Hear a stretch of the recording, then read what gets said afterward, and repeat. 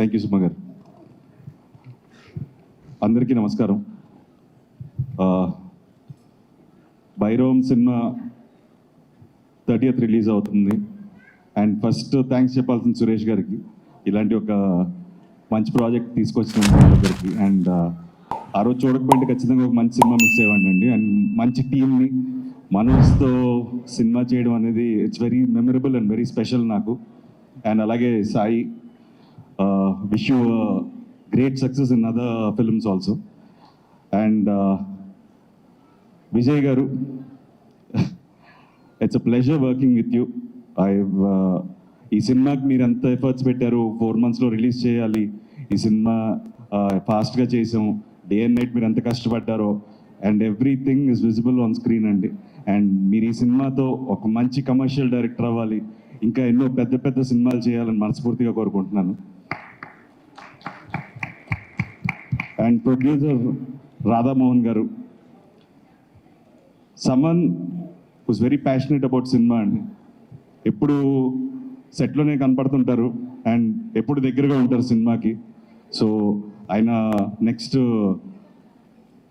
శర్వాతో చేసే సినిమా కూడా పెద్ద హిట్ అవ్వాలి, అలాగే ఈ సినిమా పెద్ద హిట్ అవ్వాలి, ఆయనకి చాలా డబ్బులు రావాలి, ఇంకా మంచి మంచి సినిమాలు చేయాలని మనస్ఫూర్తిగా కోరుకుంటున్నాను. ఈ సినిమా జర్నీలో I last someone very close in my family. But ఒక విధంగా ఈ సినిమా డిలే అవడానికి నా ఇంట్లో జరిగిన ఒక అన్ఫార్చునేట్ ఇన్సిడెంట్. బట్ ఆ టైంలో దిస్ టీమ్ వాజ్ దేర్, నాతో పాటు ఉన్నారు, నాకు సపోర్ట్ చేశారు. సో దిస్ ఫిలిం నాకు లైఫ్ లాంగ్, నేను I don't have words, sorry. But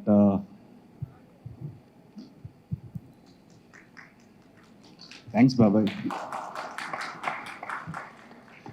so cinema అనేది ఇట్స్ అ కలెక్టివ్ ఎఫర్ట్.